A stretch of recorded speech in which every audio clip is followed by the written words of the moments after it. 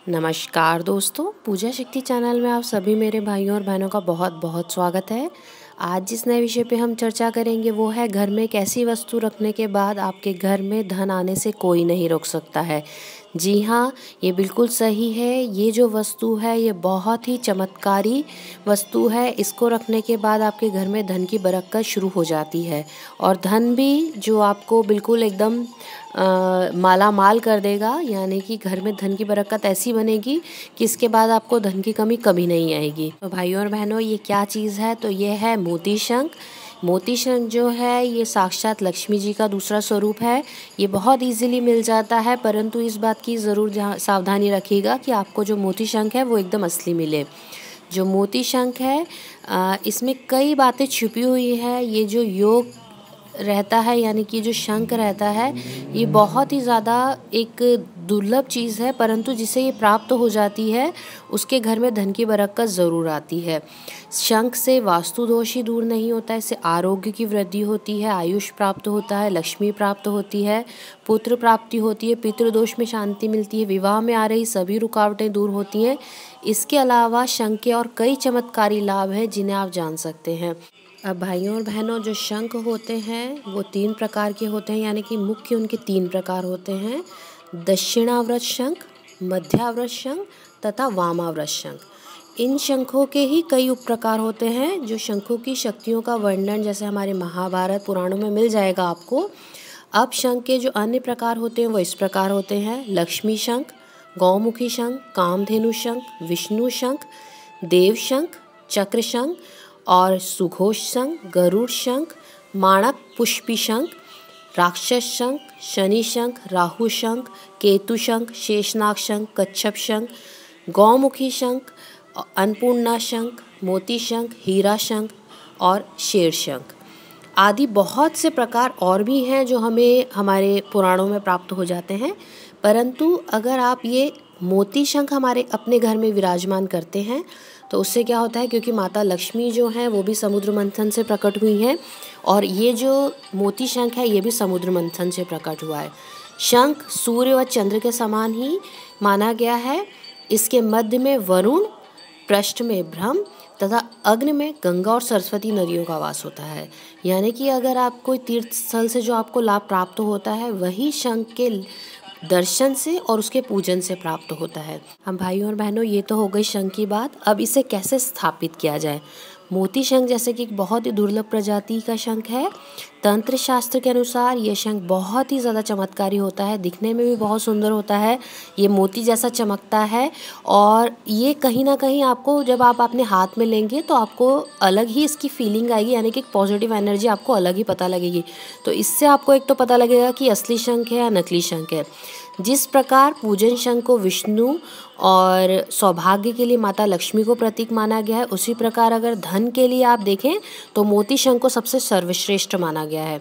ग्रह कलेश के नाश के, घर में पॉजिटिव एनर्जी बढ़ाने के लिए इसे क्या करेंगे आप, एक तांबे के पत्र में जल भरकर उसके बीचों बीच घर में, यानी कि घर का जो ईशान कोण या ब्रह्म स्थल जहाँ होता है वहाँ पे स्थापित कर दीजिए। ग्रह क्लेश और घर में जितनी भी पॉजिटिव एनर्जी है उसका वास होगा और आपके घर में अगर लड़ाई झगड़े बहुत होते तो उससे आपको जो है छुटकारा मिल जाएगा।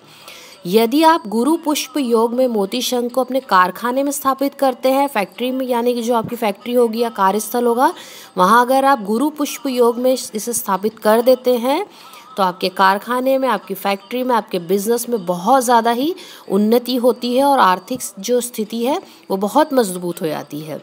मोती शंख में जल भरकर लक्ष्मी जी के चित्र के पास अगर रखा जाए तो लक्ष्मी जी बहुत प्रसन्न होती हैं, आप पे बहुत ज़्यादा ही चमत्कारी तरीके से अपना जो है आशीर्वाद बरसाती हैं। अब भाइयों और बहनों, एक बहुत ही प्राचीन और बहुत ही कारगर सिद्ध तरीका है जो मैं आपको बताने वाली हूँ। ये जो कार्य है ये करने के बाद आपके घर में धन आने से कोई नहीं रोक सकता। जी हाँ, आपको करना क्या है, किसी भी शुभ नक्षत्र में, नक्षत्र जो है आप अपने पंडित से पूछ सकते हैं, हिंदी कैलेंडर में देख सकते हैं। देखने के बाद शुक्ल पक्ष के किसी भी शुक्रवार वाले दिन आप एक मोती शंख को पहले खरीद लें। ये दिन के समय आप खरीदेंगे और ये कार्य आप दिवाली पे भी कर सकते हैं। उसको खरीदने के बाद आप अपने घर में स्थापित कर लीजिए। अब आपको क्या करना है, 11 दिन तक एक कार्य करना है। आपको 108 पहले तो चावल के दाने लेने हैं। चावल के जो दाने हों वो साबुत हों अब आपको एक मंत्र का जाप करना है जो इस प्रकार होगा। ओम श्री महालक्ष्मी नमः। ओम श्री महालक्ष्मी नमः। ओम श्री महालक्ष्मी नमः। ये जो मंत्र का जाप है आपको 108 बार करना है तथा एक एक करके चावल का दाना ये मंत्र का जाप करते हुए आपको जो शंख है उसमें भर देना है। 108 बार ये क्रिया रहेगी। ये क्रिया आपको 11 दिन तक करनी है बिना किसी ब्रेक के, यानी कि आपको 11 दिन ये कार्य लगातार करना है। एक तरीके से ये जो है आपके घर में 11 दिन तक की पूजा रहेगी। आप ऐसा समझिए कि 11 दिन तक आपके घर में एक पूजा हो रही है जो आपको पूर्ण श्रद्धा और भक्ति से करना है। उसके बाद आपको क्या करना है, ये जो शंख, चावल, ये जो पूरा सामान है इसे लाल कपड़े की एक पोटली बनानी है। पोटली को आपको रात भर, यानी कि जो 11वां दिन रहेगा आपका, सुबह से लेकर शाम तक यानी रात के 12 बजे तक आप वहीं पड़े रहने दीजिएगा। उसके बाद ये पोटली को उठा के जहाँ गहने रखते हैं अपने कार्यस्थल पे या जहाँ पर भी आपका पैसा रखते हैं, तिजोरी हो, कोई भी जहाँ सामान हो जहाँ पर आपका धन संचय होता हो वहाँ पे रख दीजिए। ये रखने के बाद आपको इस पोटली पे कभी भी अशुद्ध हाथ नहीं लगने देना है, सिर्फ इस बात का ध्यान रखना है। जो मेरी बहनें रहेंगी अशुद्धि वाले दिनों में वो बिल्कुल उस जगह को हाथ ना लगाएं, और जो मेरे भाई रहेंगे अगर वो नॉनवेज का सेवन करते हैं, इवन अंडा भी खाते हैं, तो उसके बाद इस जगह को ना छुएं। बस इस बात का ध्यान रखें, अशुद्धि बिल्कुल ना होने दें उस जगह पर, क्योंकि ये साक्षात लक्ष्मी जी का ही स्वरूप है। आपने एक प्रकार से अपने घर में बहुत बड़ी पूजा करी है। 11 दिन तक आपने जो है अपना जो पूर्ण पॉजिटिव एनर्जी है, या कह सकते हैं अपने अंदर की जो एनर्जी है, मंत्र जाप से इस शंख में भरी है। माता लक्ष्मी की साक्षात कृपा बनी है इस पोटली पर। तो बस इस बात का ध्यान रखें, क्योंकि बहुत से लोग होते हैं जो पूजा कर लेते हैं, बहुत मन से पूजा करते हैं, परंतु वो जब ये पोटली अपने घर में स्थापित कर देते हैं उसके बाद फिर ये बहुत गंदे हाथ लगा देंगे या अशुद्धि से जो है बिना नहाए धोए इसे पोटली को हाथ लगाएंगे, तो उसके बाद क्या होता है, जो आपकी पूजा का फल आपको मिलना चाहिए वो नहीं मिलता है। तो भाइयों और बहनों, अगर आप इस बात का ध्यान रख के ये पोटली को स्थापित करते हैं तो आपके घर में जो है धन आने से कोई नहीं रोक सकता है।